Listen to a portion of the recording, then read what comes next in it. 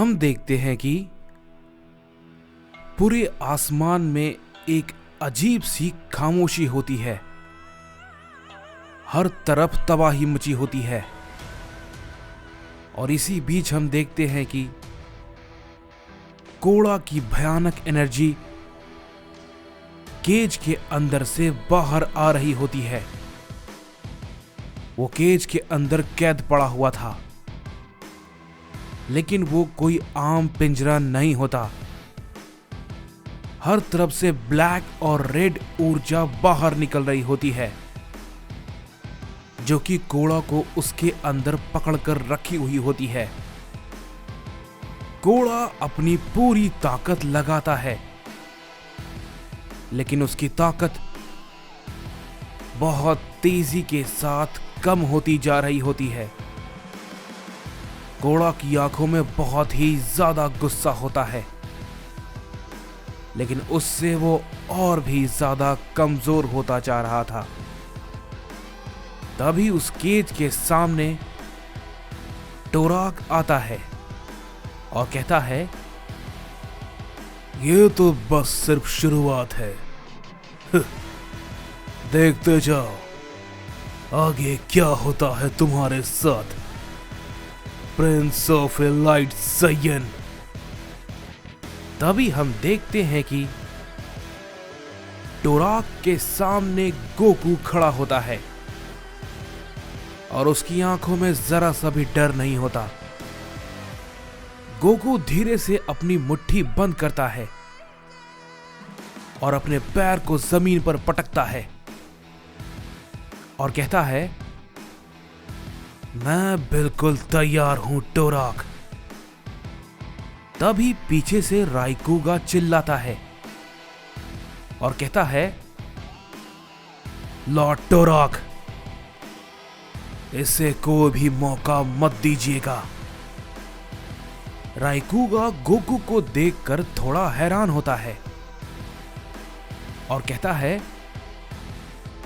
समझ में नहीं आता, ये सभी सायन बिल्कुल अलग अलग हैं। सभी की ताकत बिल्कुल अलग अलग है। सायन होने के बावजूद भी इन सब की ताकत आपस में बिल्कुल भी नहीं मिलती। और वो कोड़ा, उस सायन को हराने के लिए लॉर्ड टोराक को अपनी एनर्जी केज का इस्तेमाल करना पड़ा। ये सच में काफी हैरान करने वाली बात है। राइकुगा थोड़ी देर के लिए चुप हो जाता है और वो मन ही मन कहता है, शायद मैं उस सायन के बारे में गलत था। टोराक राइकुगा की तरफ देखता है और कहता है, राइकुगा, क्या अब तुम मुझसे यह कहना चाह रहे हो कि मुझे इन सब कीड़े मकोड़ों जैसे सायन से बचकर रहना चाहिए? क्या तुम्हें अंदाजा है कि तुम क्या कह रहे हो? ये सब मेरे सामने कुछ नहीं है। तभी राइकुगा फिर से कहता है, जी लॉर्ड टोराक, मैं जानता हूं आपके सामने किसी का भी कोई मुकाबला नहीं है। अंत में सबको आपके कदमों में झुकना पड़ेगा। ये कहते ही राइकुगा अपनी ताकत को और भी ज्यादा बढ़ाता है।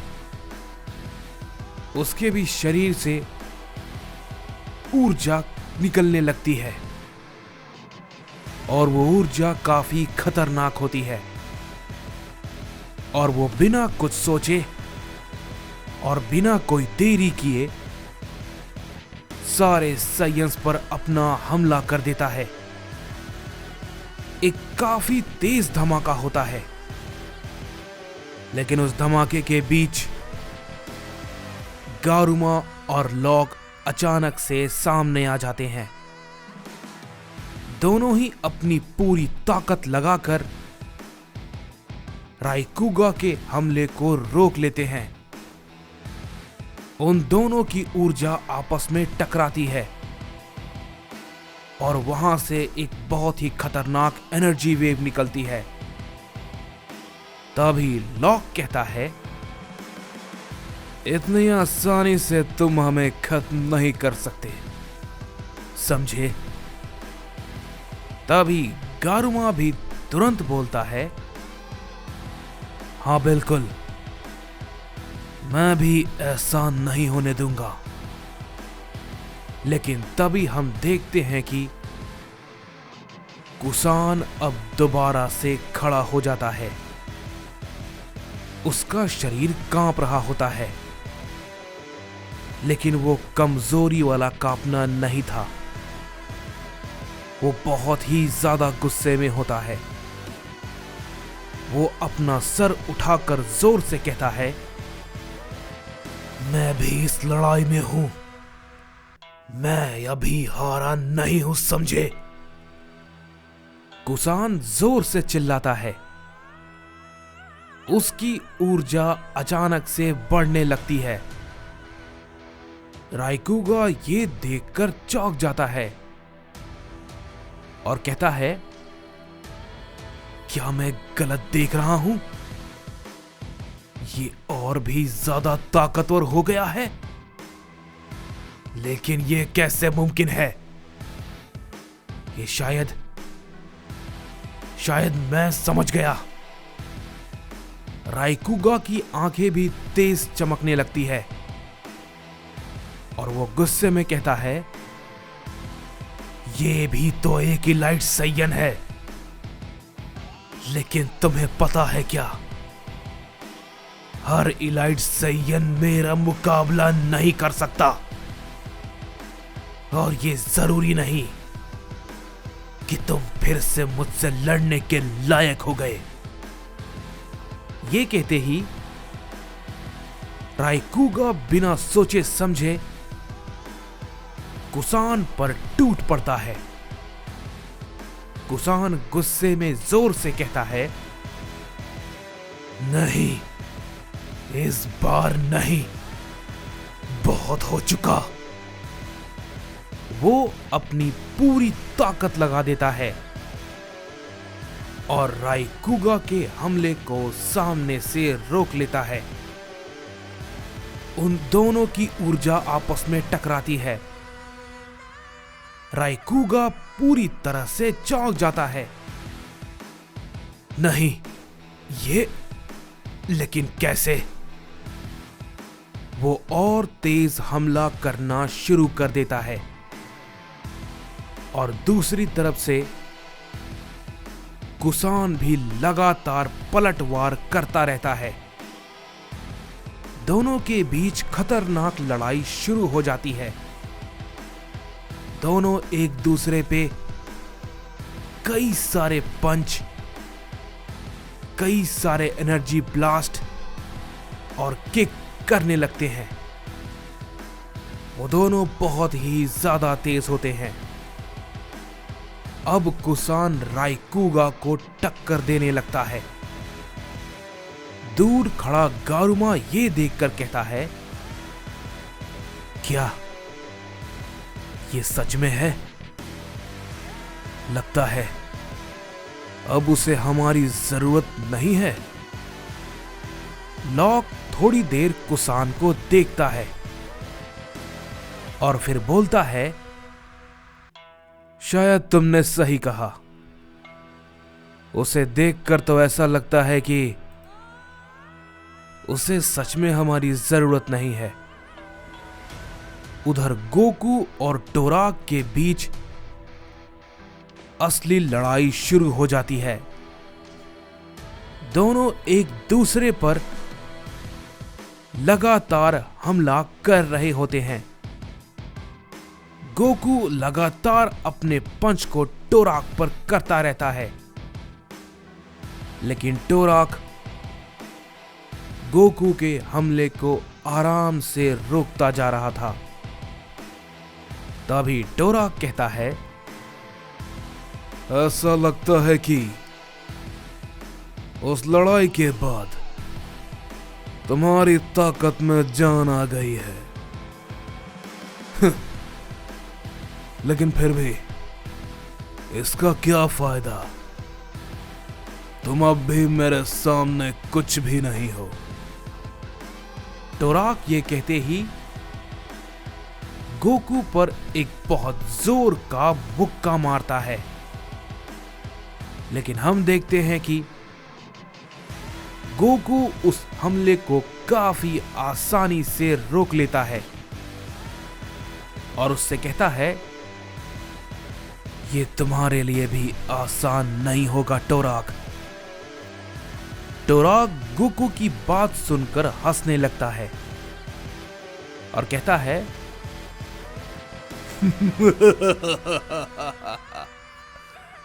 बेवकूफ कहीं के, तुम अब तक यहां टिके हुए हो क्योंकि मैं चाहता हूं, समझे? टोराक की आंखें और जोर से चमकने लगती है और वो कहता है, ये सब कुछ मेरे प्लान का हिस्सा है। मुझे कब, किसके साथ क्या करना है मैं बहुत अच्छी तरीके से जानता हूं और तुम ये सब थोड़ी देर में समझ जाओगे। तभी सीन शिफ्ट होता है और हम देखते हैं कि हमें कूरी को दिखाया जाता है, जो कि एक अनजान सी जगह पर होती है। उसके हाथों में एक चमकता हुआ क्रिस्टल होता है, जिसके अंदर पूरी लड़ाई का दृश्य साफ साफ दिख रहा होता है। गोकू, टोराक, कुसान, राइकुगा, सब कुछ। कूरी की आंखें लगातार क्रिस्टल पर टिकी होती है और वो बहुत ही ज्यादा सीरियस होती है और वो कहती है, बहुत बढ़िया साइंस, ऐसे ही लड़ते रहो। हम सब की उम्मीद तुम सब पर टिकी हुई है। तुम ये कर सकते हो। लेकिन तभी अचानक से कूरी के चेहरे का रंग बदल जाता है। उसके हाथ क्रिस्टल से हट जाते हैं और वो कांपने लगती है। कूरी अपनी आंखें बंद करती है और महसूस करती है एक बहुत ही ज्यादा भयानक ऊर्जा उसके आसपास है और ये उस जगह की तो बिल्कुल भी नहीं होती। और वो घबराते हुए कहती है, नहीं, ये भला क्या है? कूरी तुरंत अपने क्रिस्टल के जरिए उस ऊर्जा का पता लगाने की कोशिश करती है।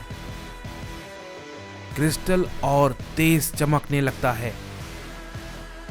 उसके अंदर अलग अलग डायमेंशंस और टाइमलाइन घूमने लगते हैं और तभी हम देखते हैं कि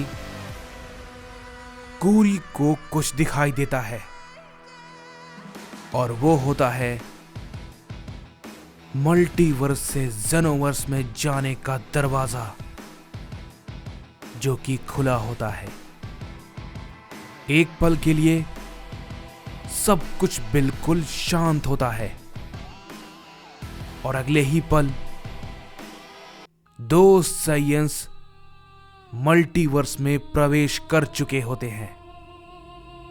उनके आने के साथ ही स्पेस जैसे फट सा जाता है। बहुत ही ज्यादा ऊर्जा निकलने लगती है और वो चारों तरफ फैल जाती है। कूरी ये देखकर बहुत ज्यादा घबरा जाती है और वो कांपने लगती है और कहती है, नहीं, ये नामुमकिन है, ये नहीं हो सकता। वो पीछे हट जाती है और कहती है, मुझे ये बाकी सभी को बताना होगा।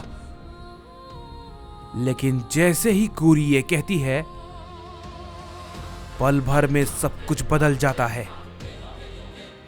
हम देखते हैं कि वो दोनों सैयन अचानक से कूरी के बिल्कुल सामने आ जाते हैं। कूरी को उसकी भनक भी नहीं लगती। उनमें से एक सैयन कहता है, क्या कहा तुमने? तुम किसे बताने जा रही थी और तुम किसकी बात कर रही थी? वो दोनों सैयन कूरी के सामने खड़े होते हैं। उनकी आंखों में कोई दया नहीं होती। कूरी बहुत ज्यादा डरी हुई होती है और कहती है, तुम दोनों कौन हो और यहां क्यों आए हो?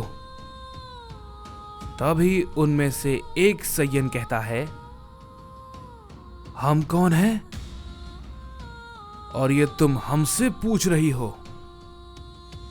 वो सैयन अपना हाथ फैलाता है और कहता है,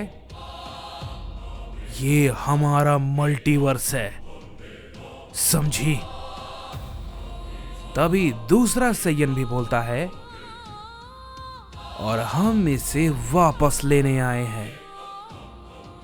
कूरी बहुत ज्यादा गुस्सा हो जाती है और वो एक पल भी बर्बाद नहीं करती और कहती है, ये तुम्हारी जगह नहीं है, यहां से चले जाओ। ये कहते ही कूरी अपनी पूरी ताकत लगाती है।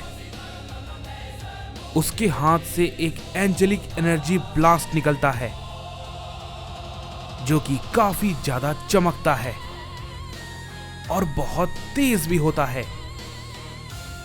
वो ऊर्जा सीधा उन दोनों सैयन्स की तरफ बढ़ती है, लेकिन उनमें से एक सैयन बस उसे देखकर कहता है, तो ये यहां के पावरफुल एंजल्स में से एक है। वो थोड़ा सा सिर झुकाता है और कहता है, लेकिन फिर भी क्या फायदा? अगले ही पल कूरी की आंखें और ज्यादा फैल जाती है। वो सैयन पलक झपकाते ही उसके बिल्कुल पास आ जाता है। कूरी कुछ समझ ही नहीं पाती है और कहती है, ये ताकत। उसके सांसें रुक सी जाती है और वो कहती है, ये बहुत ही ज्यादा डरावनी है। वो सैयन उसके पास जाकर कहता है, बिल्कुल सही कहा तुमने, और ये डर बिल्कुल सही है तुम्हारा। तुम्हें डरना ही चाहिए। इससे पहले कि कूरी कुछ और कह पाती, हम देखते हैं कि वो सैयन एक ही पल में कूरी को कई टुकड़ों में काट देता है। कूरी को चीखने का भी मौका नहीं मिलता और कूरी वहीं पर मर जाती है। क्रिस्टल हवा में गिरकर टूट जाता है। वो सैयन बिल्कुल सीधा सामने खड़ा होता है। तभी दूसरा सैयन आगे बढ़कर कहता है, काफी लंबा समय हो गया, अपने अपने मल्टीवर्स को देखा नहीं था। ये हमसे काफी पहले छिन गया था। तभी वो दूसरा सैयन कहता है, और अब हम इसे वापस लेंगे, और अब ये सब हमारा होगा।